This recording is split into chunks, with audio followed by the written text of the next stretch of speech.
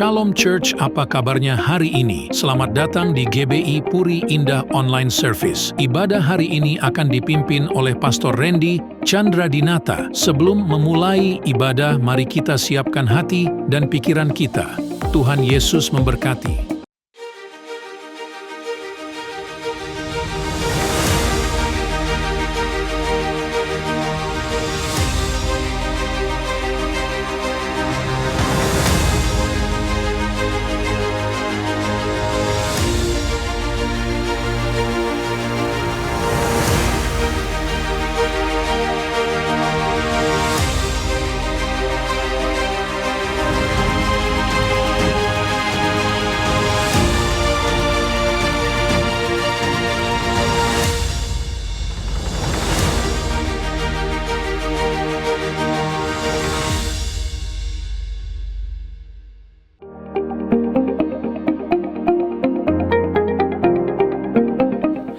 Shalom Jemaat GBI Puri Indah, mari sama-sama kita memperkatakan 5 arti Pentakosta yang ketiga. Yang pertama, Pentakosta ketiga adalah pencurahan Roh Kudus yang dahsyat di zaman ini melebihi yang terjadi di Azusa Street. Yang kedua, Pentakosta ketiga akan mengakibatkan penuaian jiwa yang terbesar dan yang terakhir sebelum Tuhan Yesus datang kembali. Yang ketiga, Pentakosta ketiga akan membangkitkan generasi Yeremia, yaitu anak-anak muda yang dipenuhi oleh Roh Kudus, cinta mati-matian kepada Tuhan Yesus, dan tidak kompromi terhadap dosa, dan akan bergerak untuk memenangkan jiwa. Yang keempat, Pentakosta ketiga lahir di Indonesia dan bergerak ke bangsa-bangsa. Gerakan ini dari timur ke barat dan akan kembali ke Yerusalem. Yang kelima, Pentakosta ketiga akan memberikan kuasa untuk menyelesaikan amanat agung, dan setelah itu Tuhan Yesus datang kembali. Mazmur 91, dalam lindungan Allah. Orang yang duduk dalam lindungan yang maha tinggi dan bermalam dalam naungan yang maha kuasa akan berkata kepada Tuhan, tempat perlindunganku dan kubu pertahananku, Allahku yang kupercayai. Sungguh, dialah yang akan melepaskan engkau dari jerat menangkap burung, dari penyakit sampar yang busuk. Dengan kepaknya, ia akan menudungi engkau. Di bawah sayapnya, engkau akan berlindung. Kesetiaannya ialah perisai dan pagar tembok. Engkau tak usah takut terhadap pedahsyatan malam, terhadap panah yang terbang di waktu siang, terhadap penyakit sampar yang berjalan di dalam gelap, terhadap penyakit menular yang mengamuk di waktu petang. Walau 1.000 orang rebah di sisimu dan 10.000 di sebelah kananmu, tetapi itu tidak akan menimpamu. Engkau hanya menontonnya dengan matamu sendiri dan melihat pembalasan terhadap orang-orang fasik. Sebab Tuhan ialah tempat perlindunganmu, yang maha tinggi telah kau buat tempat perteduhanmu. Malapetaka tidak akan menimpa kamu, dan tulah tidak akan mendekat kepada kemahmu. Sebab malaikat-malaikatnya akan diperintahkannya kepadamu untuk menjaga engkau di segala jalanmu. Mereka akan menatang engkau di atas tangannya, supaya kakimu jangan terantuk kepada batu. Singa dan ular tedung akan kau langkahi, engkau akan menginjak anak singa dan ular naga. Sungguh, hatinya melekat kepadaku, maka aku akan meluputkannya. Aku akan membentenginya, sebab ia mengenal namaku. Bila ia berseru kepadaku, aku akan menjawab. Aku akan menyertai dia dalam kesesakan. Aku akan meluputkannya dan memuliakannya. Dengan panjang umur akan kukenyangkan dia dan akan kuperlihatkan kepadanya keselamatan daripadaku. Shalom saudara, sebagai orang yang telah lahir baru dan bahkan telah menerima baptisan Roh Kudus, pernahkah saudara tiba-tiba ada keinginan untuk berbuat sesuatu yang bertentangan dengan kebenaran firman Tuhan? Seperti keinginan untuk bergosip atau memikirkan hal yang jahat tentang seseorang, atau mungkin keinginan berbelanja yang tidak bisa diatur sehingga harus meminjam uang melebihi batas, atau keinginan untuk menyukai sesama jenis misalnya. Apakah keinginan kita ini adalah hal yang lumrah? Bagaimana caranya kita membedakan keinginan kita dengan keinginan ilahi? Pada Voice of Pentecost kali ini, kita akan membahas mengenai keinginan ilahi versus keinginan duniawi. Menurut Baker's Evangelical Dictionary of Biblical Theology, kata keinginan desires di dalam Alkitab mencakup kehendak manusia, emosinya, dan hasrat. Keinginan ini bisa bertujuan baik, salah satunya yaitu berbelas kasihan, seperti kehendak Yesus dalam Matius 9 ayat 13. Tetapi, keinginan ini juga bisa memiliki konotasi keinginan yang buruk, sesuai Yakobus 4 ayat 2. Dari sini kita bisa memahami bahwa keinginan itu sendiri bisa menjadi salah dan benar tergantung dari tujuan keinginan tersebut dan isi dari keinginan itu. Memang kita sudah diselamatkan Tuhan, dan darah Yesus telah menguduskan kita sekali untuk selamanya. Tetapi manusia lama kita inilah yang terkadang masih memunculkan taringnya dalam bentuk keinginan atau hawa nafsu. Bahkan karena terlalu sering muncul keinginan dan hawa nafsu itu, sampai-sampai kita lupa bahwa ada aspek lain yang harus kita perhatikan lebih lagi, yaitu hidup bagi Kristus. Seharusnya yang menjadi fokus kita adalah berjalan mengikuti keinginan Roh Kudus, bukan keinginan daging kita. Semakin kita bisa berjalan mengikuti keinginan Roh Kudus, maka pelan-pelan hawa nafsu, keinginan daging itu akan meredup dan mati dengan sendirinya. Keinginan Roh Kudus yang seperti apa yang kita ikuti? Dalam 1 Tesalonika 4 ayat 7-8 dikatakan, Allah memanggil kita bukan untuk melakukan apa yang cemar, melainkan apa yang kudus. Karena itu siapa yang menolak ini bukanlah menolak manusia, melainkan menolak Allah yang telah memberikan juga Roh-Nya yang kudus kepada kamu. Dari kedua ayat ini sudah jelas bahwa keinginan Bapa adalah untuk setiap anak-anaknya memilih apa yang kudus dan bukan yang cemar. Dan Roh Kudus diberikan dalam hati setiap kita agar kita memiliki kepekaan untuk tahu apa yang kudus dan berkenan kepada Tuhan. Saat ini pilihan ada di tangan kita. Apakah kita hari ini mau menyenangkan hati Tuhan atau mau menyenangkan kedagingan kita sendiri? Jangan jadikan alasan kita masih di bumi membuat saudara merasa normal dan lumrah mengikuti keinginan daging dan sulit untuk menyenangkan hati Tuhan. Dalam Yakobus 4 ayat 7-8, ada dua cara yang dapat kita lakukan untuk bisa mengalahkan hawa nafsu yang salah. Pertama, kita harus mendekat kepada Allah dan melawan iblis. Seringkali kita begitu berfokus melawan iblis, sampai lupa untuk mendekatkan kepada Allah. Kalau kita menyadari betapa indah dan nikmatnya hadirat Tuhan, maka tidak ada respon lain selain kita mau mengejar hadiratnya. Kedua, kita tidak boleh mendua hati. Satu sisi ingin hidup secara duniawi, dan sisi lain ingin hidup kudus. Kalau kita meremehkan kekudusan Tuhan dan bermain-main dengan dosa, maka hati dan pikiran kita tidak bisa merasakan damai yang sesungguhnya. Jadi saudara, keinginan yang duniawi ini bisa saja sekali-kali muncul dalam hati kita. Tetapi kita memiliki pilihan untuk tidak mengikuti keinginan duniawi itu dan menjadi dosa. Ayo kita berserah kepada kuasa Roh Kudus supaya kita bisa dimampukan untuk bisa hidup mengikuti keinginan Tuhan. Saudara, untuk penjelasan lebih lengkap dari tim teologi kami, silakan buka link yang ada di atas atau scan QR Code yang tersedia. Tuhan Yesus memberkati.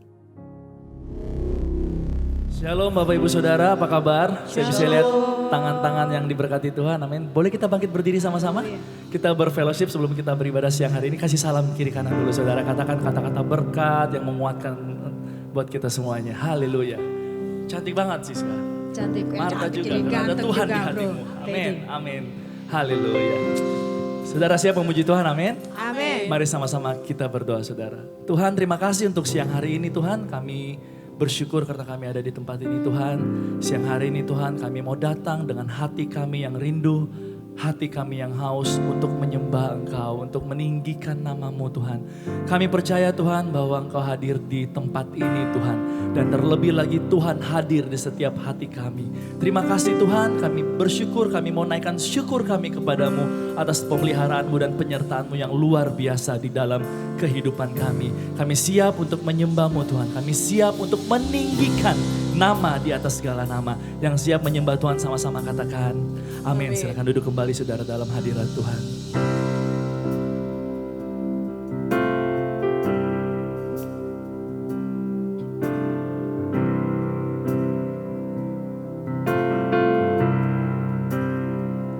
I love you Lord, for your mercy never fails me. All my days I've been held in your hands. From the moment that I wake up until I lay my head, I will sing of the goodness of God. All my life you have been faithful, and all my life you have been so good.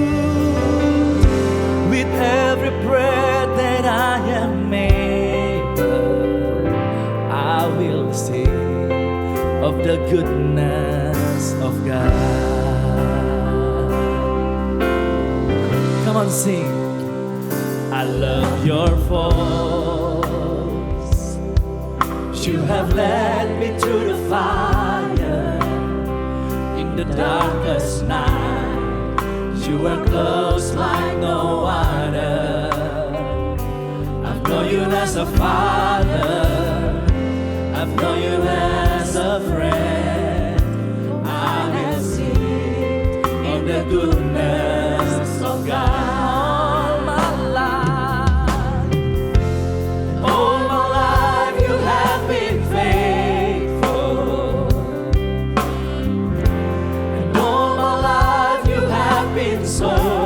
So good. With every breath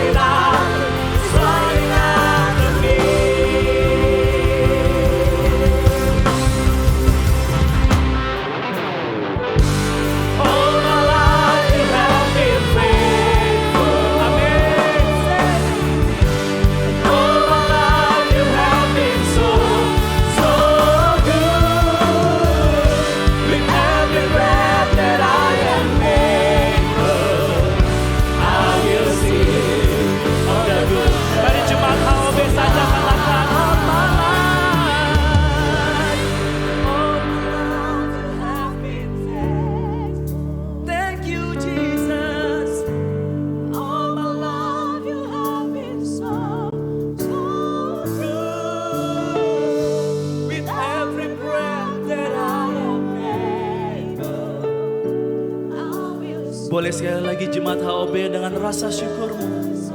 Come on sing all my life. All my life you have been. Amen. Thank you Jesus. All my life you have been so good. With every breath Every breath that I am I will sing.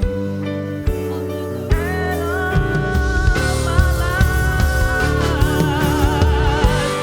All my life you have been faithful, and all my life you have been so good. With every breath that I am able, I will sing of the goodness, and I will sing of the goodness of God. I will sing of the goodness of God. Mari kita sembah Raja di atas segala raja. Kita tinggikan namanya. Kita muliakan namanya. Haleluya. Terpujilah Engkau Tuhan, kebaikan-Mu dalam hidup kami. Terima kasih Yesus. Haleluya. Kami bersyukur buat kasih setia. Terima kasih Tuhan.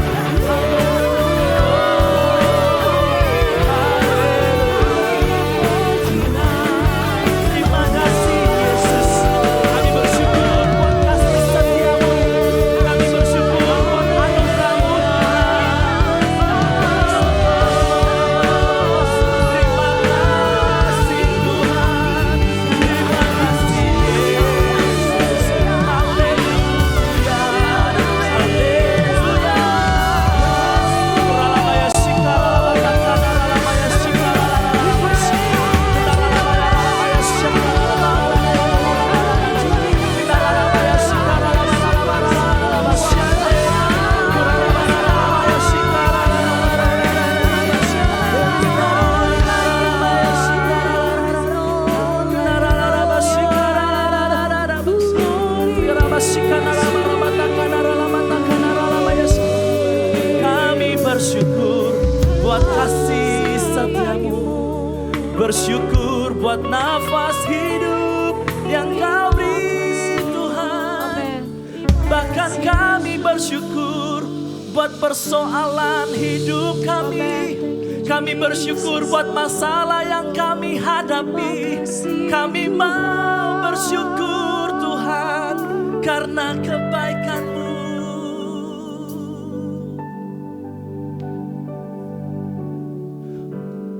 All my life you have been faithful,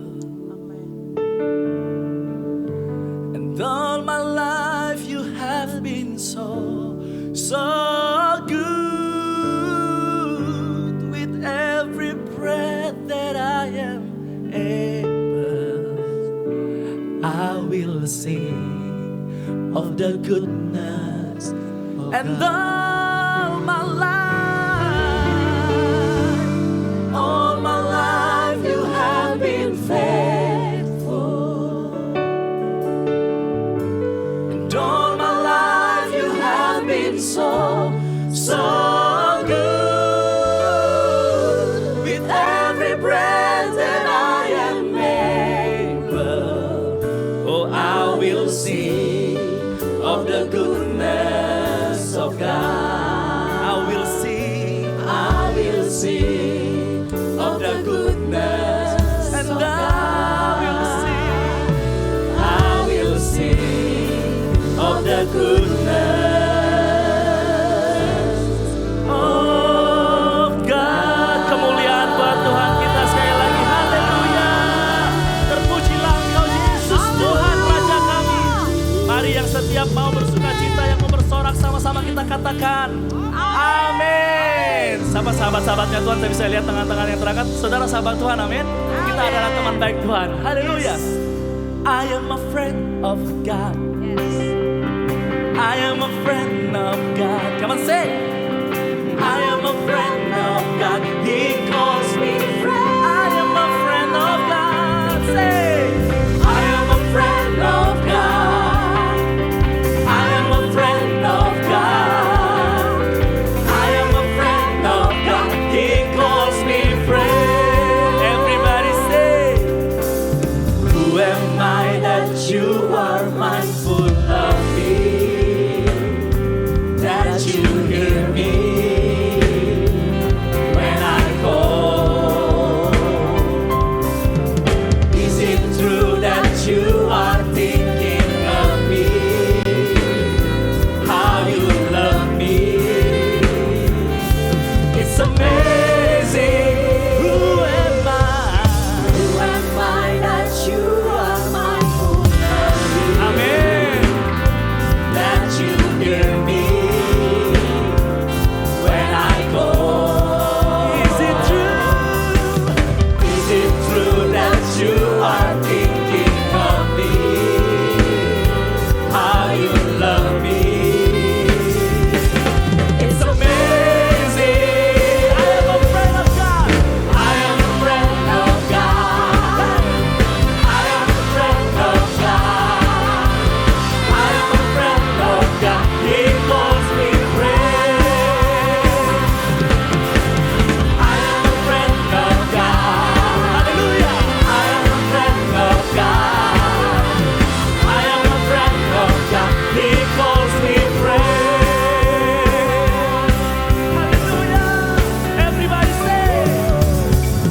Who am I that you are mindful of me? That you hear me when I call. Is it true that you are thinking of me? How you love me? It's amazing. It's amazing. It's amazing. It's amazing. It's amazing. I am a friend of God. I am a friend of God. I am a friend of God. He calls me friend. I am a friend of God. I am a friend of God. Amen. I am a friend of God. I am a friend of God. He calls me friend. God Almighty, Lord of glory, you have called me friend. God Almighty, God Almighty, Lord of glory, you have Come on, sing. called me God Almighty, God Almighty, Lord of glory, you have called me God Almighty, God Almighty, Lord of glory, you have Jemaat Omega saja, katakan, I am a friend of God. Amin. I am a Mana sahabat-sahabatnya Tuhan, amin. He calls me friend. I am a friend of God. Woo! I am a friend of God. He calls me. I am a friend of God.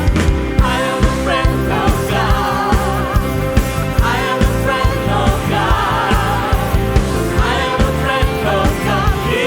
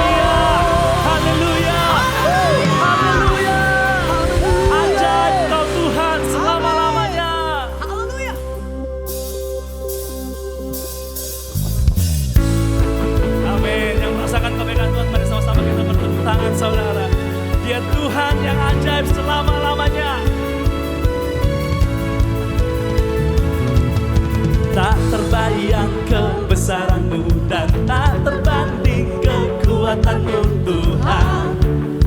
Kau megah bagiku segenap jiwa dan pengharapan telah ku serahkan untuk rencana-Mu Tuhan.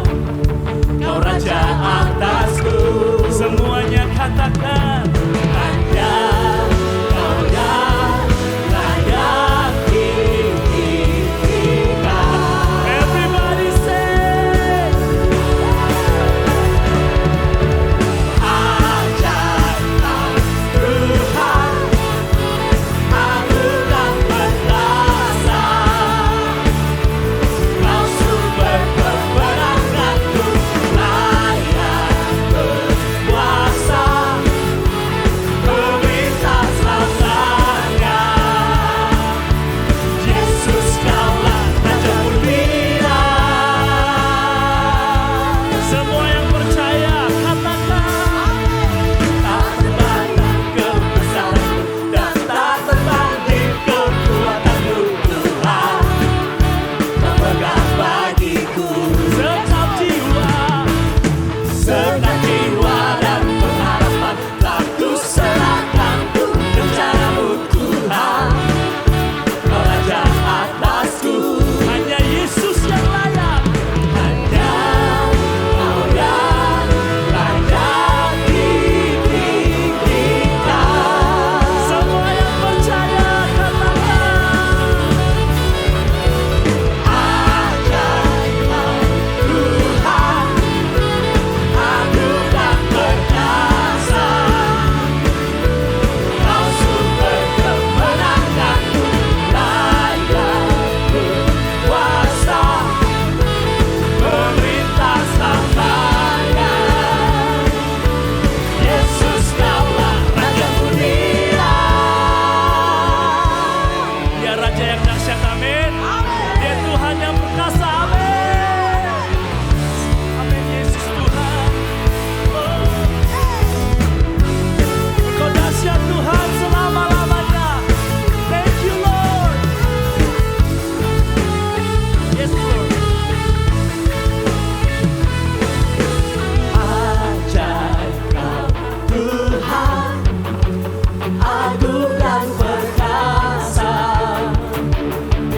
Kau sumber kemenanganku, layak berkuasa, memerintah selamanya. Katakan, Yesus Kaulah Raja mulia. Ajaib Tuhan, agung dan perkasa. Kau sumber kemenanganku, layak berkuasa, memerintah selamanya. Katakan, Yesus Kaulah Raja mulia. Raja mulia. Raja mulia.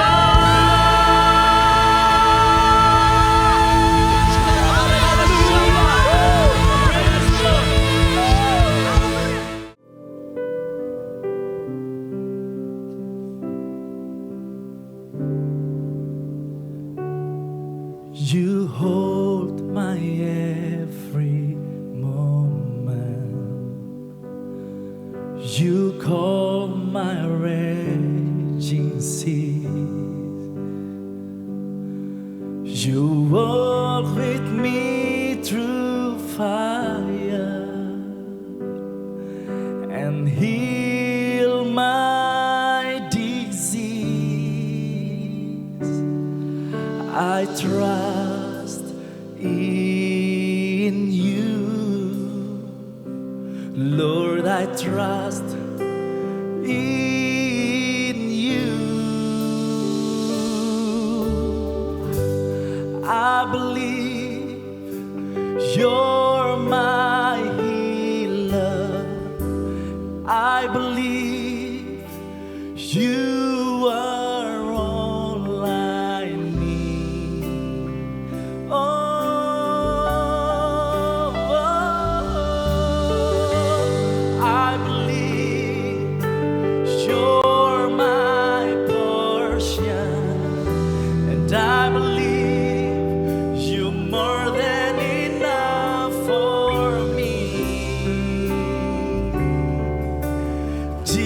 Jesus, you're all I need. Oh, you hold my every moment. You calm my raging sea. You walk with me through fire and heal my disease. Lord, I trust in you. I trust in you. I trust in you. I believe you're my healer. I believe you are all I need. Oh, I believe. Oh, I believe you're my portion. I believe you're more than enough for me. Jesus, you're all I need. Mari dengan percaya kita angkat pujian ini, saudara. You hold my every moment. Amen. You calm my raging seas. You walk with me through fire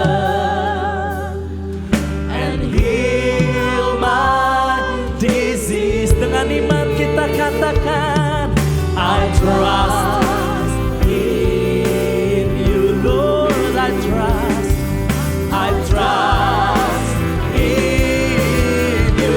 I believe you're my healer. I believe you are all I need. I believe. I believe you're my portion. I believe you're more than enough for me. Jesus, you're all I need. Oh, mari kita bangkit berdiri sama-sama, saudara, dan katakan, I believe you're my healer, and I believe you are all I need. We believe in you, Lord. I believe you're my portion, and I believe you're more than enough for me. Jesus, you're all I need. Oh, nothing is impossible for you. Nothing is impossible. Nothing is impossible for you. You hold my world in your hands. Nothing is impossible for you. Nothing is impossible. Nothing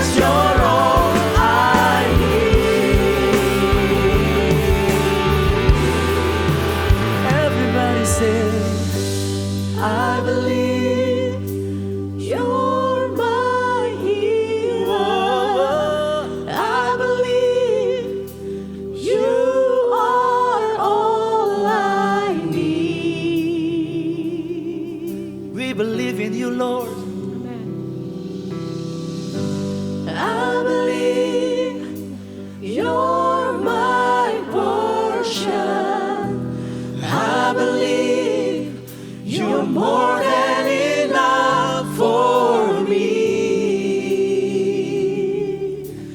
Jesus, you're all I need. Kemuliaan buat Tuhan kita saudara. Haleluya. Berikan sorak-sorai buat Tuhan kita. Haleluya. Haleluya, haleluya, haleluya. Kami sungguh yakin dan percaya Tuhan bahwa Tuhan yang kami sembah adalah Tuhan yang tidak pernah berubah kuasanya. Dulu, sekarang, bahkan sampai selama-lamanya. Kami percaya Tuhan kuasamu masih berlaku sampai hari ini. Dan sedang terjadi hari-hari ini. Oleh karena itu Tuhan, biar siang hari ini ketika kami datang ke hadirat-Mu Tuhan, Engkau dapati kami sebagai anak-anak-Mu yang tidak menyangkali kuasa ibadah. Kami percaya Engkau hadir di tengah-tengah kami, hadirat-Mu nyata di tengah-tengah kami, dan ketika kami ada di hadirat-Mu, maka apa yang tidak mungkin itu menjadi mungkin. Apa yang kelihatannya tidak bisa menjadi bisa. Karena kami percaya ada kuasa Tuhan yang bekerja di tengah-tengah kami. Oleh karena itu Tuhan, setelah kami memuji dan menyembah Engkau, tiba saatnya kami untuk mendengarkan kebenaran firman-Mu. Tuhan, bicaralah kepada setiap kami. Pakai hamba-Mu yang lemah dan tidak ada apa-apanya ini Tuhan. Biar bukan hikmat yang dari manusia, melainkan hikmat yang daripada Allah yang diberitakan di tengah-tengah kami. Karena kami percaya, sungguh percaya bahwa firman-Mu itulah kebenaran. Dan kebenaran yang akan memerdekakan setiap kami. Ini hati, pikiran, segenap kehidupan kami arahkan sepenuhnya hanya kepada Engkau dan kebenaran firman-Mu. Di dalam nama Tuhan Yesus, setiap kita yang siap dengarkan firman Tuhan, sama-sama kita katakan amin. Berikan sorak-sorai buat Tuhan kita, haleluya. Silakan duduk saudara semua, shalom. Puji Tuhan saudara, saya sungguh bersyukur. Ini adalah kesempatan saya boleh melayani pertama kali di ibadah raya ya. Dan saya sungguh bersyukur buat kesempatan yang diberikan Pastor Dio ya, yang tidak bisa bersama-sama dengan kita. Beberapa waktu terakhir cukup intens ketemu beliau, ngobrol sama beliau karena kita tergabung di satu organisasi, Departemen Pemuda Anak GBI, pengurus pusat. Pastor Dio itu bidang pemuda, saya di bidang dewasa muda ya, jadi itu hubungannya sangat dekat gitu. Dan juga kami ya benar-benar berdasarkan situasi ya, yang saya percaya itu semua di dalam anugerah Tuhan. Kami dipercaya juga masuk dalam Departemen Teologi GBI. Jadi ya 2-3 bulan terakhir Dio lagi, Randy lagi gitu kali ya. Ketemu terus soalnya. Puji Tuhan saudara, hari ini saya rindu untuk membagikan kebenaran firman Tuhan yang saya beri judul Sacrifice of Obedience. Bilang sama saya, Sacrifice of Obedience. Ya, yang artinya adalah pengorbanan di dalam ketaatan gitu ya. Pengorbanan karena ketaatan. Nah, saya percaya di dalam hidup ini yang namanya anak Tuhan itu kan dituntut untuk taat ya kepada Tuhan ya. Tuhan menghendaki kita untuk taat. Dan bahkan di dalam ketaatan itu pasti ada yang namanya pengorbanan. Nah, tapi sebelum saya bahas lebih dalam, izinkan saya untuk perkenalkan diri terlebih dahulu. Nama saya Randy Chandra Dinata. Shalom sekali lagi. Jadi itu saya bersama dengan istri saya, namanya Dita. Dita ini boru batubara ya, jadi dia itu pejabat saudara ya. Peranakan Jawa Batak. Papanya Batak, mamanya Jawa gitu. Nah, ini 2 anak kami, yang laki-laki namanya Dominic, usianya 9 tahun. Nanti bulan Mei 10 tahun. Lalu yang perempuan, itu perempuan ya, yang saya pangku itu perempuan saudara. Rambutnya emang agak-agak tomboy gimana gitu ya. Namanya Emily, usianya 4 tahun, nanti April ini 5 tahun. Ya, jadi puji Tuhan dikaruniai sepasang oleh Tuhan. Dan kami melayani di satu gereja namanya GBI Ebenezer di daerah Menteng, Jakarta Pusat. Pengembalaan dari Pastor Amos Hosea. Dan saya di sana dipercaya sebagai Next Gen Minister. Di sana ada Master Plan Youth untuk anak-anak muda, juga Master Plan Young Couples and Professional, itu untuk single, profesional maupun juga pasangan-pasangan muda saudara. Nah, itu aja perkenalannya ya. Berapa banyak dari kita yang siap dengarkan firman Tuhan? Saya mau lihat tangan-tangannya. Oke, sekali lagi dong berikan kemuliaan buat Tuhan kita Yesus Kristus. Haleluya. Saudara, hal pertama yang kita perlu sepakati bersama bahwa, boleh di next, yang namanya ketaatan yang sejati saudara itu pastinya akan berbuahkan pengorbanan. Benar apa benar saudara? Coba deh direnungkan dalam hidup. Ketika kita memilih untuk taat kepada Tuhan, itu pasti cepat atau lambat akan ada yang namanya pengorbanan yang keluar dari kehidupan kita. Nah, yang jadi masalah adalah ketika kita mengaku diri sebagai orang Kristen, orang percaya, udah belasan tahun bahkan puluhan tahun jadi Kristen, ibadahnya rutin, pelayanan juga udah, tapi kok di dalam kehidupan rasa-rasanya ketaatanku tidak pernah membawaku itu keluar dari comfort zone. Ketaatanku kayaknya bikin aku nyaman-nyaman aja. Kayaknya nggak ada harga yang harus dibayar oleh karena ketaatanku kepada Tuhan. Nah, artinya ada sesuatu yang perlu dipertanyakan saudara. Ketaatan yang seperti apa yang kita miliki? Tentunya Tuhan menghendaki ketaatan kita adalah ketaatan yang total saudara. Ketaatan yang sungguh kepada Dia. Bukan ketaatan yang pilih-pilih. Mana yang sesuai selera saya lakukan. Tapi kalau udah mulai mengganggu kedagingan saya dan kenyamanan saya, itu bagiannya orang lain. Nggak bisa saudara. Ketika kita baca firman Tuhan dan kehendak Tuhan menyatakan berbagai macam hal yang harus kita lakukan. Kita harus terima itu sebagai kebenaran. Amin. Dan kita akan menghidupinya. Belajar taat di dalam setiap perintah Tuhan. Dan di dalam ketaatan itu pasti akan berbuahkan pengorbanan. Ada harga yang harus dibayar demi sebuah ketaatan kepada Tuhan. Kita perlu yang namanya mengorbankan ego, perasaan. Nah, agak susah taat sama Tuhan kalau kita baperan. Benar gak saudara? Ketika Tuhan katakan, ayo kasihi musuhmu. Sabarlah engkau satu terhadap yang lain. Ampunilah orang yang bersalah kepadamu. Gitu kan? Tapi kalau kita menjadikan perasaan kita sebagai Tuhan atas hidup kita, kira-kira bisa taat gak? Halo? Susah saudara. Ya, karena kita menganggap perasaanku ini yang utama. Nah, waktu kita mau taat sama Tuhan, ayo ego disingkirkan. Perasaan baper tadi mulai disingkirkan. Kita juga akan mengorbankan yang namanya waktu kita, tenaga kita, uang kita, keringat, bahkan air mata. Di dalam kita menjalani sebuah ketaatan kepada Tuhan. Nah, maka itu saya mau tanya dulu, siapa yang masih mau taat sama Tuhan? Angkat tangannya. Jangan setengah tiang, yang lebih tinggi. Jangan turun dulu, ini malaikat mau catat. Lagi dicatat. Tapi bilang gini, boleh colek kanan kiri bilang gini. Di balik ketaatan ada pengorbanan. Siap? Siap saudara? Amin? Iya. Itu kekristenan. Di balik ketaatan di situ ada pengorbanan. Tapi ketahuilah satu hal saudara. Bahwa yang namanya pengorbanan di dalam kekristenan harusnya tidak didorong oleh rasa takut. Rasa intimidasi.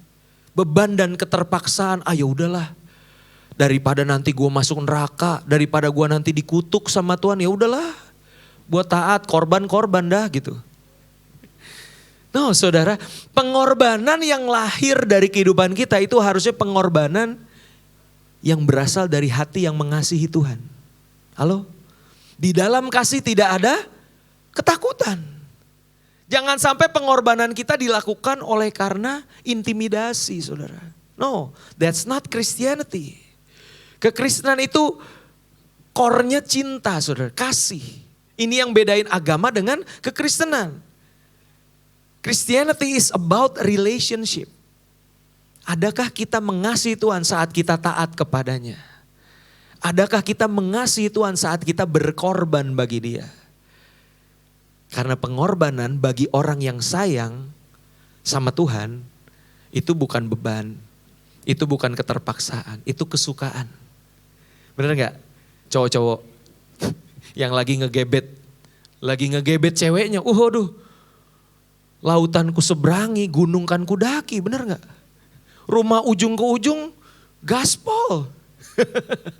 Ya enggak, dia justru makin dia berkorban, dia makin happy. Karena dia sayang sama pasangannya. Nah kalau kita sayang sama Tuhan, percaya deh.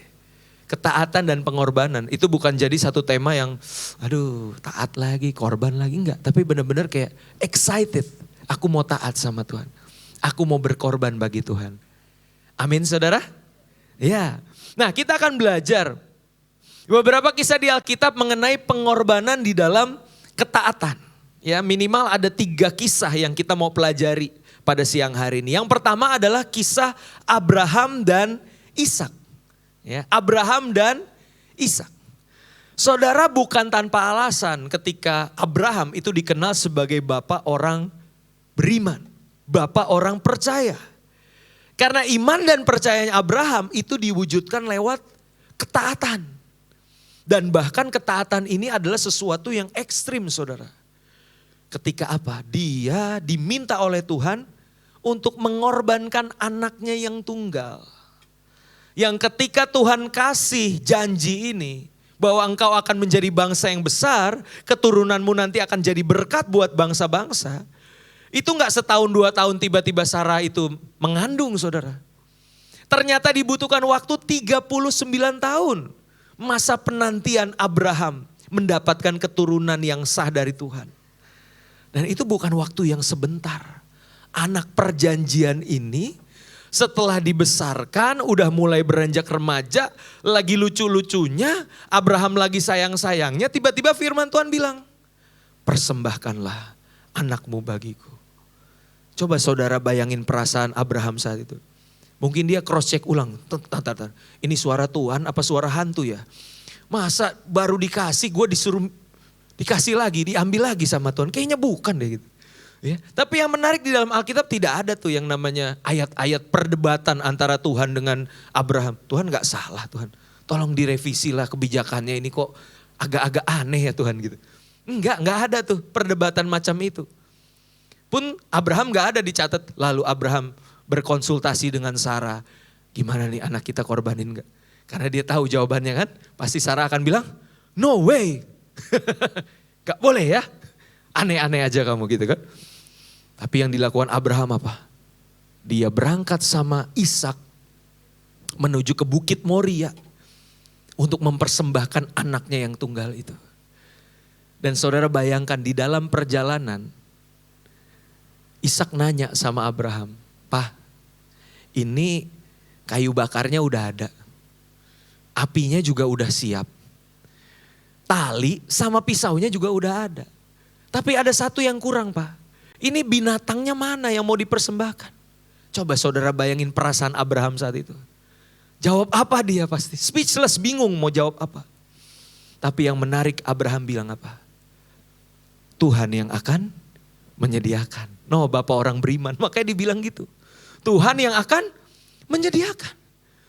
Dan yang menarik waktu akhirnya Abraham bilang sama bujangnya, udah kamu tinggal sini, saya sama Ishak mau naik ke atas.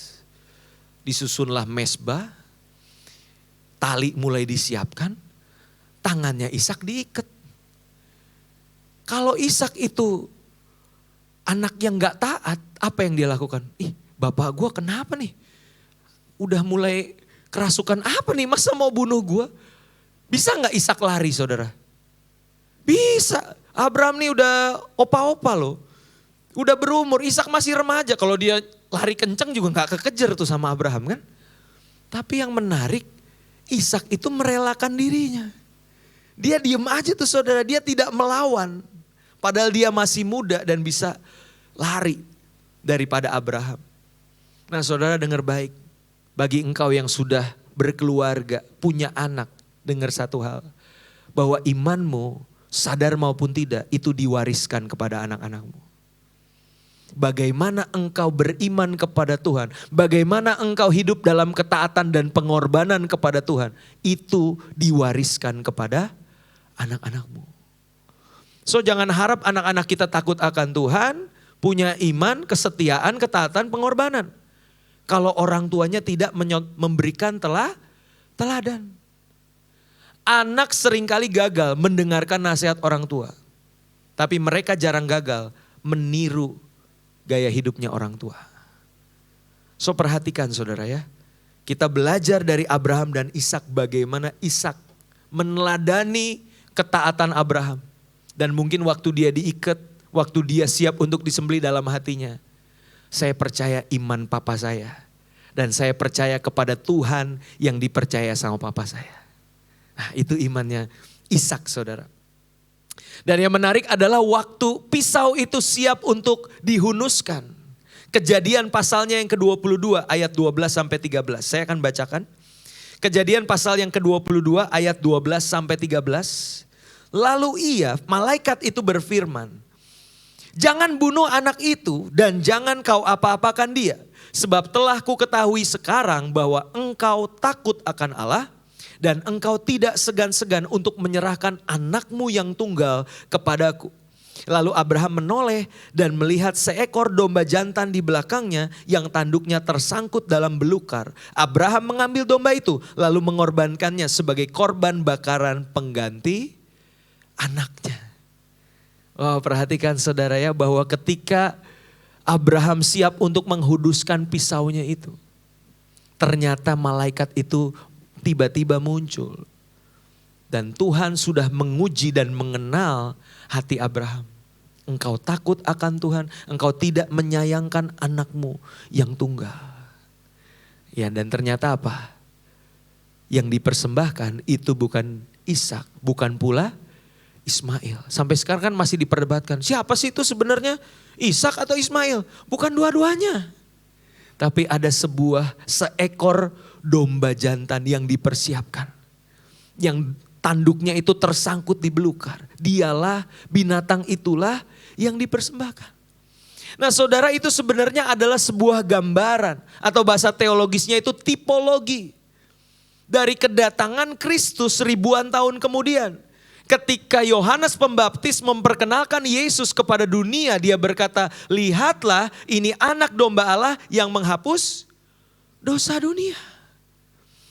Jadi bukanlah manusia yang dikorbankan oleh karena dosa dan pelanggarannya. By the grace of God manusia diluputkan, manusia diselamatkan. Tetapi sebagai penggantinya ada anak domba Allah yang menghapus dosa dunia. Amin. Dan ini waktu yang tepat untuk kita kembali merenungkan betapa Tuhan begitu baik dalam hidup kita. Anugerahnya begitu besar. Ya, kita yang harusnya binasa, manusia yang harusnya ditimpa hukuman. Tapi justru Tuhan yang menanggungnya bagi setiap kita. Amin, saudara. Nah, maka dari itu kalau kita refleksikan ke dalam kehidupan kita, kita perlu untuk mewaspadai, adakah yang disebut sebagai berhala di hati kita. Berhala di hati itu bicara tentang sesuatu atau seseorang yang kita anggap lebih bernilai, lebih berharga daripada Tuhan. Mungkin orang berpikir, saya nggak nyembah patung pak, saya nggak nyembah pohon, nggak nyembah batu, nggak nyembah berhala. Tapi waktu hati kita lebih menganggap seseorang atau sesuatu itu lebih berharga dari Tuhan. Hati-hati saudara. Itu yang dikategorikan sebagai berhala. Dan pertanyaan sekarang, apa yang menjadi berhala dalam kehidupan kita? Ya, bisa jadi ada yang disebut sebagai dosa favorit. Pernah dengar istilah itu? Dosa favorit. Semua dosa boleh Tuhan ambil. Saya tidak akan menyentuh dosa itu. Tapi untuk yang satu itu tidak boleh. Jangan diutak-atik Tuhan. Ini kesukaan saya. Ya kan? Saya pelayanan deh Tuhan. Saya beribadah deh Tuhan. Tapi buat dosa yang ini jangan diganggu gugat Tuhan. Ini favorit saya. Ya kan? Dosa favorit, hobi. Ya. Yeah. Ini bisa jadi berhala saudara. Ada yang suka hobinya mancing bapak-bapak? Mancing keributan, mancing emosi. Oh itu beda lagi ya. Tapi kadang hobi itu bisa, boleh di next, di slide selanjutnya. Hobi itu bisa menjadi berhala juga saudara. Ya, nggak usah jauh-jauh deh, saya cerita berhala saya. Saya suka satu klub sepak bola, klub Itali namanya Inter Milan. Ada Interisti di sini? Fans Inter Milan. Oh saya itu dari SD saudara, udah suka Inter Milan. Jadi kalau tanding sekalipun itu dini hari, saya bela-belain begadang. Dan yang terakhir itu tahun lalu. Inter Milan masuk final Liga Champions lawan Manchester City. Kalah 1-0 saudara, saya sedih banget. Besoknya saya pelayanan, saya begadang itu karena pertandingannya Minggu dini hari. Saya bela-belain nonton itu. Tapi belakangan ini saya mulai merasa saudara di usia saya yang terus bertambah ya. Begadang itu bikin lemes saudara. Dulu umur 20-an begadang tuh waduh ayo gue jabanin dah gitu. Sekarang aduh saya gak kuat begadang saudara. Tapi di situ saya mulai belajar iya masa harus tunggu sakit dulu baru sadar gitu kan. Akhirnya saya mulai merelakan tuh apa yang saya anggap berharga. Dulu saya harus nonton itu pertandingan. Tapi sekarang saya mulai berdoa, Tuhan aku serahkan tim favoritku ke dalam tangan-Mu. Berikan kemenangan ya Tuhan gitu kan. Jadi saya mulai merelakan yang tadinya harus nonton, saya nggak tonton. Saya mulai bangun kalau pagi-pagi lihat highlight. Kan biasa ada highlight pertandingan, skornya berapa ya udah relain aja. Toh kalaupun saya nonton skornya nggak berubah kok. Ya saya tumpang tangan, gol dalam nama Yesus. Enggak berubah. Ya, jadi mungkin itu berhala yang dipandang saudara kayak, gitu aja pastor sepele banget sih. Berhalanya klub sepak bola. Ingat, kita sesama penyembah berhala tapi areanya berbeda-beda. Ya, jadi sesama penyembah berhala dilarang saling mendahului untuk menghakimi ya. Ya kita ngertiin aja ya namanya juga manusia. Tapi kita sekarang mau beralih jadi penyembah Tuhan. Ya. Apalagi hobi, uang, karir ya. Ada orang yang mengejar karir, posisi, jabatan. Dia rela untuk tidak hidup di dalam integritas. Dia tidak berjujur di dalam kehidupan, tidak bertanggung jawab. Bahkan melepaskan iman untuk mendapatkan suatu jabatan saudara. Karir. Bahkan orang-orang yang kita kasihi saudara.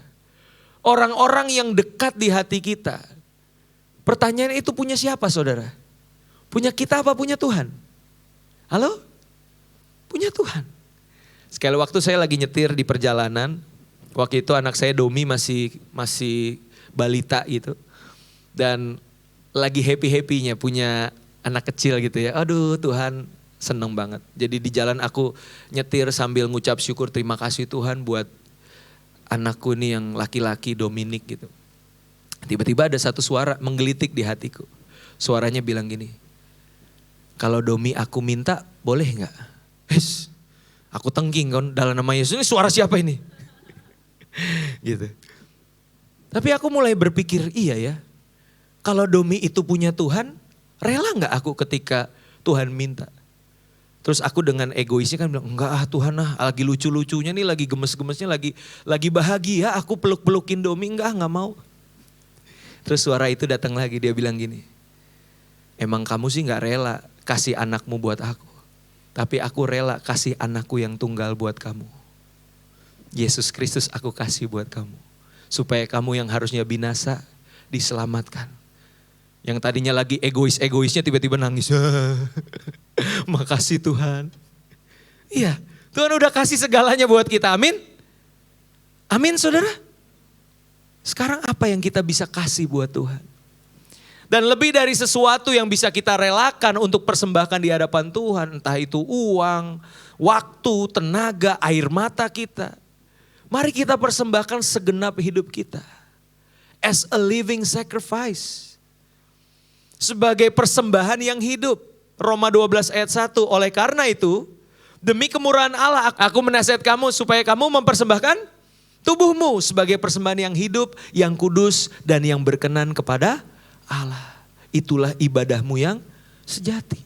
Jadi yang Tuhan cari bukan sekedar uangmu, bukan sekedar pelayananmu, bukan sekedar apa yang bisa kamu beri. Yang Tuhan cari itu hati kita. Adakah kita mengasihi Tuhan saudara saat kita mempersembahkan sesuatu kepada Dia? Itu yang pertama. Kita belajar dari Abraham dan Ishak. Yang kedua, kita belajar dari dua tokoh yang namanya Musa dan Paulus. Musa di perjanjian lama, Paulus di perjanjian baru.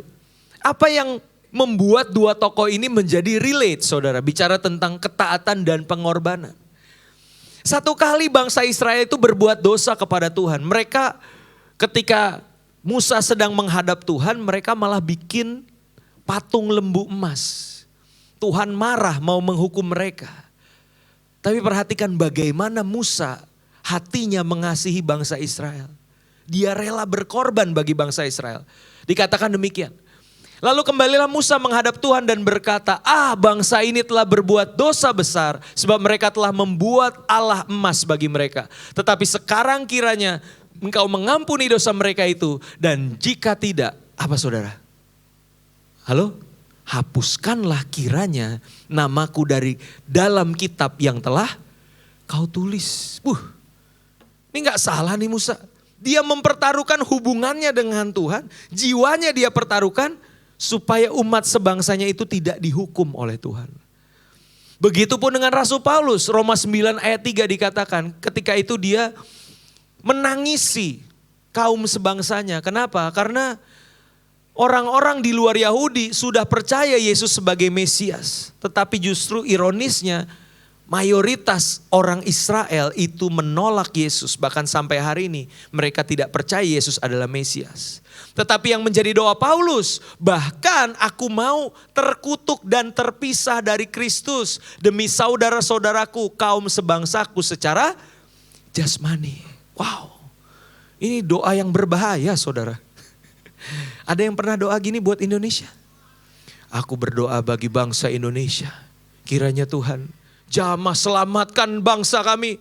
Kalau perlu Tuhan, pisahkan aku dari Kristus. Saya sih belum sampai situ level imannya saudara. Gak tahu saudara, pernah gak doa kayak gini?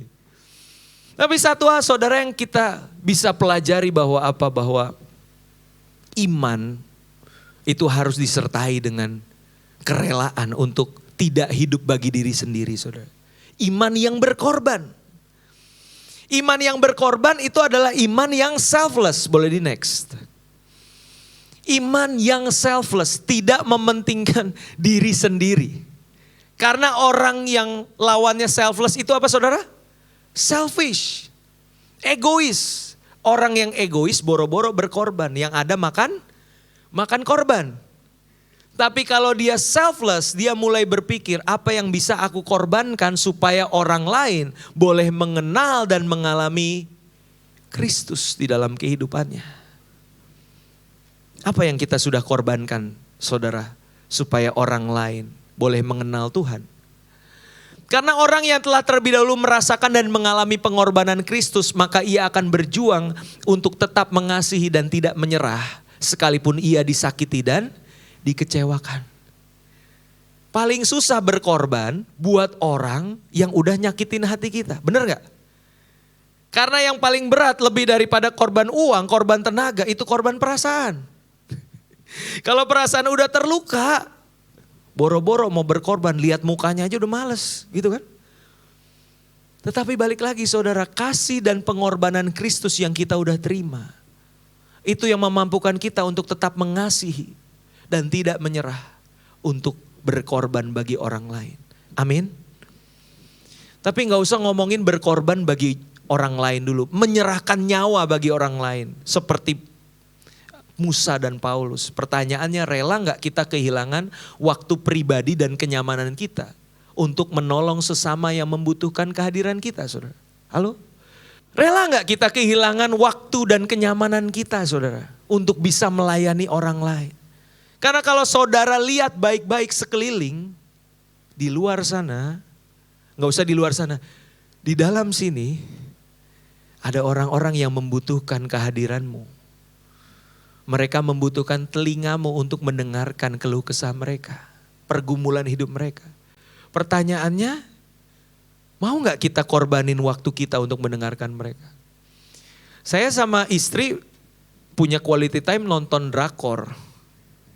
Nonton Netflix bareng-bareng.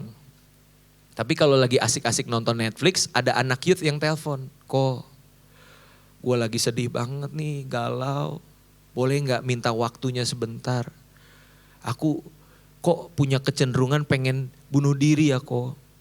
Terus aku bilang gini sama, sorry, boleh ditunda bentar gak bunuh dirinya? Lagi seru nih, tanggung nih, opanya lagi lucu nih. Nggak mungkin dia nunggu. Yang ada apa? Ya filmnya ditunda dulu. Ya enggak, opa bisa menunggu, di pause aja dulu, dia nggak kemana-mana. Layani dulu nih yang di sekitar kita. Halo, amin? Dan kadang yang dibutuhkan mereka tuh bukan jawaban. Mereka nggak butuh solusi. Kadang kita pun nggak tahu solusi masalahnya apa. Dengerin aja dulu. Ya enggak, anak-anak muda. Kasih telingamu dulu, dengerin temenmu. Tepok pundaknya, iya ya, sabar ya, yang kuat ya. Aku bareng-bareng kamu kok. Doain dia. As simple as that. Coba lihat sekeliling. Ada keluarga kita, ada saudara kita, ada sahabat kita yang membutuhkan kehadiran kita, saudara. Amin. Itu yang kedua, kita belajar dari Musa dan Paulus. Iman yang selfless. Yang ketiga, tentunya kita belajar dari pribadi agung. Pribadi agung yang kita puja dan kita sembah. Yesus Kristus. Kalau ngomongin soal ketaatan dan pengorbanan ini kalau istilahnya seng ada lawan ya. Yesus Kristus itu gak ada lawannya, saudara. Puncaknya tentunya Jumat Agung dan Paskah. Tapi sehari sebelumnya saudara tahu pergumulan Yesus di Taman Getsemani. Dan saat itu dia berdoa. Dia kumpul sama murid-muridnya. Lalu dia ajak mereka untuk berdoa. Matius 26 ayat 38 sampai 39. Lalu katanya kepada mereka, hatiku sangat sedih seperti mau mati rasanya. Perhatikan saudara, ini Yesus lagi galau nih. Galaunya tingkat tinggi nih. Tinggallah di sini dan berjaga-jagalah dengan aku. Maka ia maju sedikit, lalu sujud dan berdoa katanya. Ya Bapakku, jikalau sekiranya mungkin biarlah cawan ini lalu daripadaku. Nah, perhatikan kata cawan ini lalu daripadaku. Tetapi janganlah seperti yang ku kehendaki, melainkan seperti yang engkau kehendaki. Ketaatan saudara itu bicara tentang kita menyelaraskan kehendak pribadi dengan kehendaknya Tuhan. Itu ketaatan, itu iman. Jangan dibalik saudara. Kehendak saya harus jadi, Tuhan yang menyelaraskan dengan saya. Itu namanya maksa, bukan iman, bukan taat. Ya, jadi bukannya salah saudara kalau punya prayer list, punya kerinduan, Tuhan aku rindu punya ini, punya itu, pengen ini, pengen itu. Enggak salah, tapi berdoalah seperti Yesus. Jangan titik tuh, setelah permintaan titik, kasih koma dulu. Tetapi janganlah seperti yang ku kehendaki, melainkan seperti yang engkau kehendaki. Kenapa? Karena aku percaya kehendakmu pasti yang terbaik buatku. Nah itu Yesus. Nah sekarang yang jadi pertanyaan, mengapa Yesus begitu sedih dan takut? Ya kan dia bilang, hatiku sangat sedih seperti mau mati rasanya. Bahkan Injil Lukas mencatat bahwa peluhnya itu menjadi seperti titik-titik darah. Kalau istilah medisnya itu hematohidrosis. Saking stresnya, saking depresinya, tertekannya seseorang, ya dia bisa mengeluarkan keringat yang seperti tetesan darah. Dan itu yang Yesus alami, saudara. Pertanyaannya, kenapa? Apa yang membuat Yesus sebegitu sedih dan takutnya? Emang boleh sesedih itu katanya gitu. Ada beberapa pendapat teologi yang berkata, oh Yesus itu takut dan sedih karena besok akan menderita secara jasmani. Yesus takut besok akan menghadapi paku yang tajam, menghadapi cambukan dari orang-orang yang membenci dia. Yesus akan dikenai mahkota duri. Oh itu Yesus takut menderita secara fisik, secara jasmani. Pertanyaan saya, apakah benar demikian? Yesus takut dengan penderitaan jasmani? Sedangkan di dalam Alkitab saudara akan menemukan berkali-kali Yesus mengatakan bahwa anak manusia datang ke dunia akan diserahkan kepada tangan orang-orang berdosa, dia akan disiksa, dia akan dianiaya, dia mati di kayu salib, tetapi hari yang ketiga dia akan bangkit. Dia berkali-kali menyatakan itu. Dan di puncaknya sekali waktu dia berkata gini, hatiku, jiwaku tuh terharu. Dan apakah aku akan berkata, Bapa, luputkanlah aku dari saat ini? Selamatkanlah aku dari saat ini? Enggak, kata Yesus. Justru untuk saat ini, untuk mati di kayu salib, aku datang ke dunia. Yesus gak takut mati saudara. Bahkan murid-muridnya, sebagian besar rasul itu matinya martir. Ada yang disalib terbalik, ada yang direbus hidup-hidup, dibakar, dilempar ke kandang singa. Mereka semua ekstrim, gak takut mati saudara. Mereka die hard buat Yesus, siap mati buat Yesus. Bahkan Rasul Paulus berkata apa? Karena bagiku hidup adalah Kristus, mati keuntungan. Kalau murid-muridnya se-ekstrim itu, ya iya kali masa gurunya yang paling takut. Masa gurunya takut mati? Ya enggak lah. Yesus enggak secemen itu saudara. Dia berani karena dia tahu aku datang emang untuk mati di kayu salib. Ya, itu yang membedakan Yesus sama teroris. Kalau teroris, anak buah gua mati duluan. Ya, ayo jihad, ayo mati. Saya mati belakangan pemimpinnya, itu teroris. Kalau Yesus apa? Saya akan teladankan bagaimana caranya hidup untuk Bapa dan mati untuk Bapa. Muridnya gak mati duluan, Yesus yang mati duluan. Baru muridnya mengikuti dia. Mengikuti teladan hidup bahkan matinya Yesus. Amin. Nah lalu pertanyaan sekarang, Yesus takutnya apa? Bukan penderitaan jasmani, tapi ada beberapa penafsiran yang mengatakan itu adalah penderitaan rohani. Dan saya lebih condong percaya dengan hal ini saudara. Bahwa yang Yesus takutkan adalah penderitaan rohani. Kenapa? Karena dia harus minum cawan murka Allah atas dosa manusia. Itu yang dikatakan di dalam doanya. Jikalau mungkin cawan ini lalu daripadaku.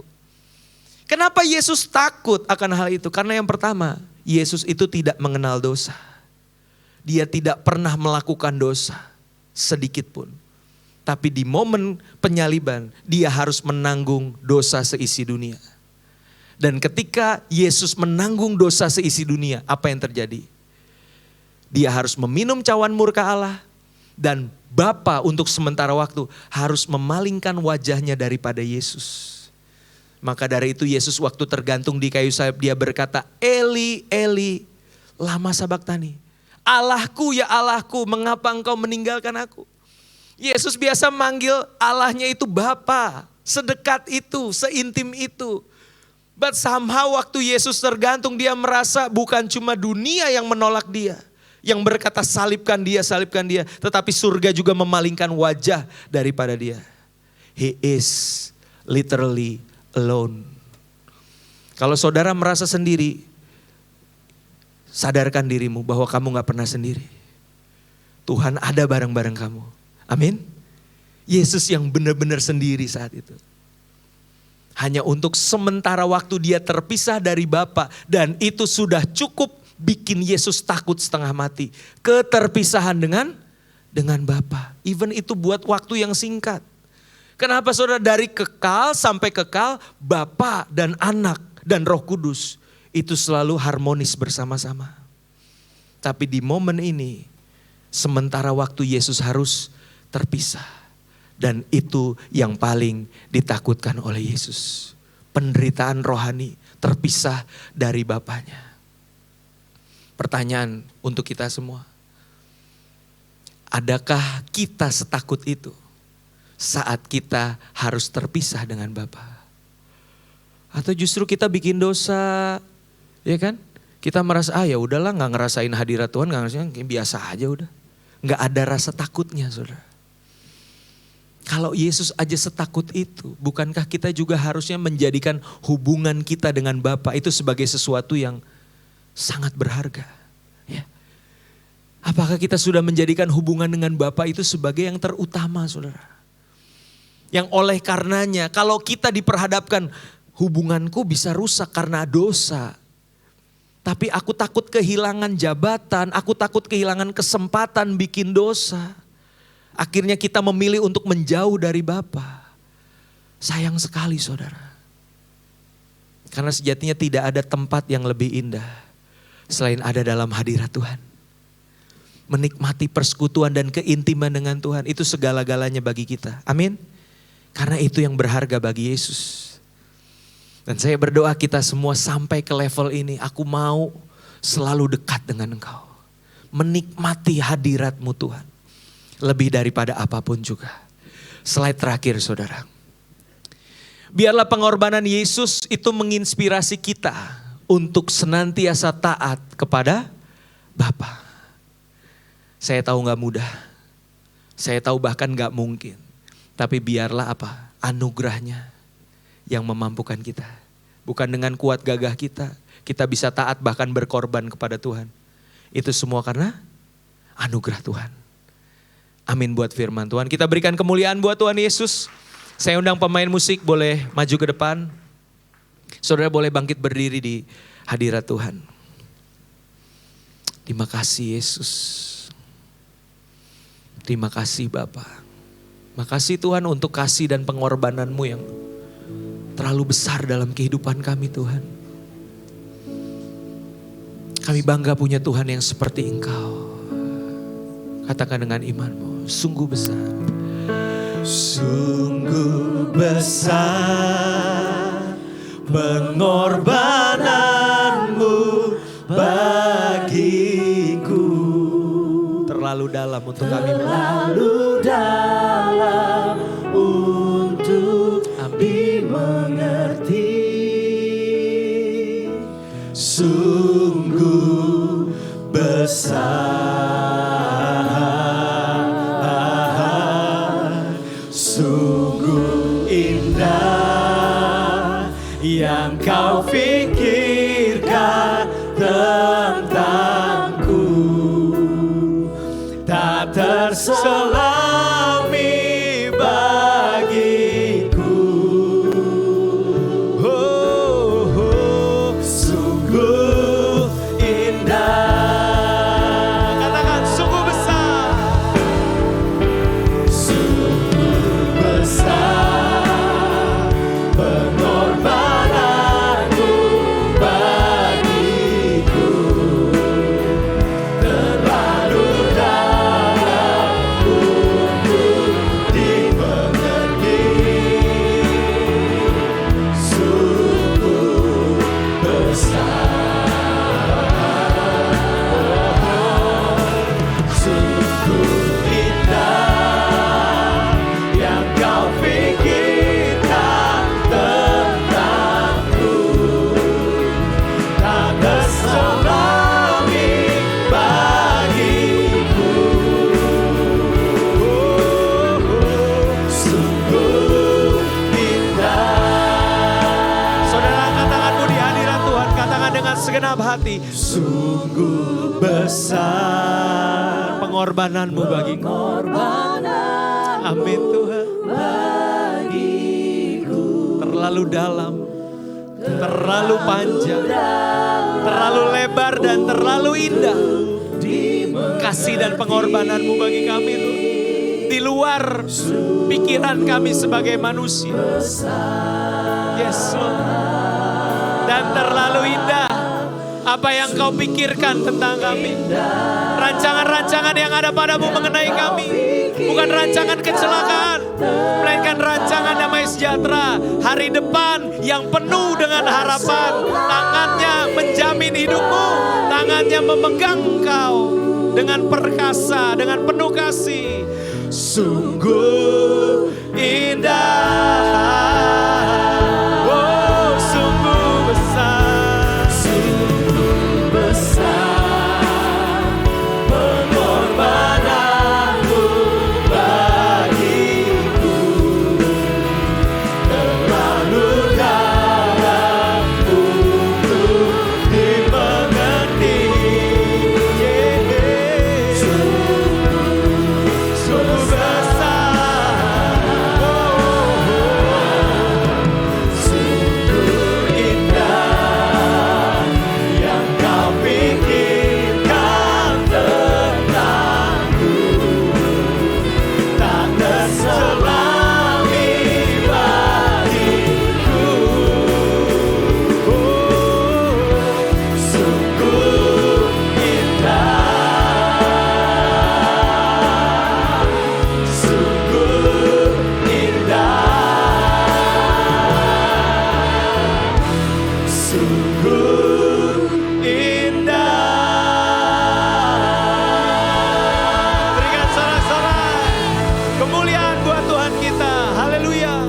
Haleluya, haleluya, haleluya. Kami bersyukur punya Allah yang seperti Engkau. Tidak ada duanya Tuhan di dalam hidup kami. Terima kasih untuk ketaatan, bahkan pengorbananmu di kayu salib 2000 tahun yang lalu Tuhan. Kami tahu kami gak layak terima itu semua. Kami cuma bisa bersyukur buat anugerah Tuhan. Tidak ada kata yang lebih indah yang bisa kami perkatakan. Tidak ada sesuatu apapun yang bisa kami lakukan untuk membalas kasih-Mu. It is only by your grace. Semua karena anugerah Tuhan. Ketika kami layaknya terima kebinasaan, tapi justru Tuhan selamatkan kami. Dan ketika kami gak layak terima kemurahan, Tuhan anugerahkan buat kami.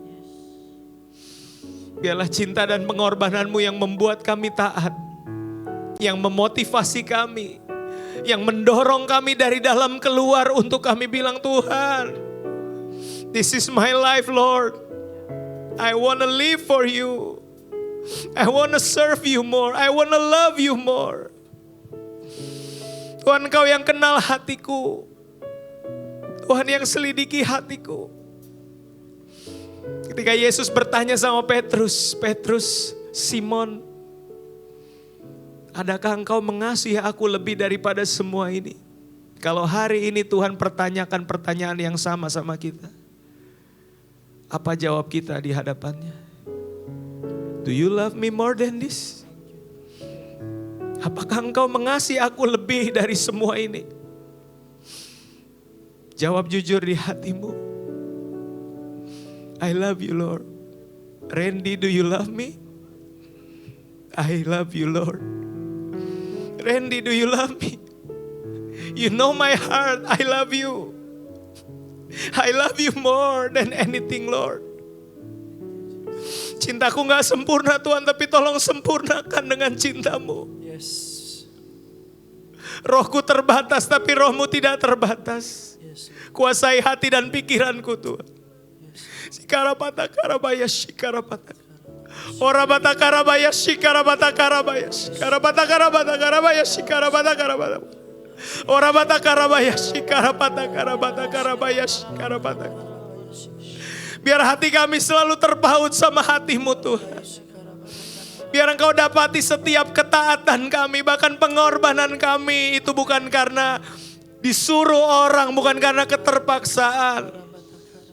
Tapi waktu kami taat dan berkorban, aku bersyukur, aku bersuka karenanya. Sebuah kehormatan bagiku Tuhan, untuk ambil bagian di dalam salib-Mu. We wanna love you more. Wanna give our heart and our lives to you and only to you Lord. Berkati Tuhan gereja-Mu di tempat ini. Berkati para pemimpin-Mu di gereja ini ya Tuhan. Hikmat yang daripada Tuhan, kekuatan, kemampuan dari Tuhan. Untuk mengembalakan umat-Mu, memuridkan umat-Mu, mendewasakan umat-Mu menjadi semakin serupa dengan Kristus. Bahkan jiwa-jiwa yang terhilang yang di luar sana belum mengenal Tuhan. Biar lewat umat-Mu Tuhan banyak jiwa dimenangkan.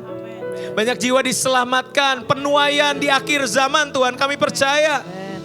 Itu jadi bagian kami. Kami mau bergerak bersama dengan Roh Kudus. Tuhan berikan kami kekuatan dan kepekaan untuk melangkah bersama-Mu.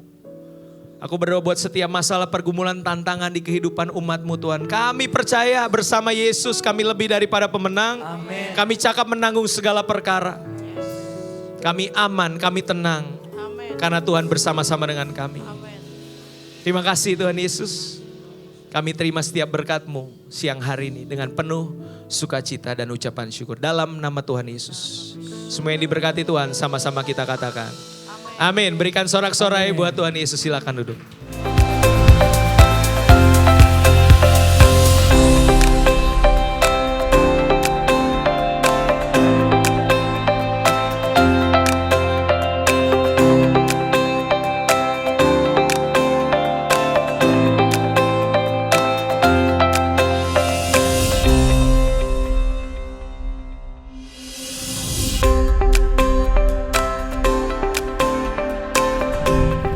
Hai Church, apa kabar?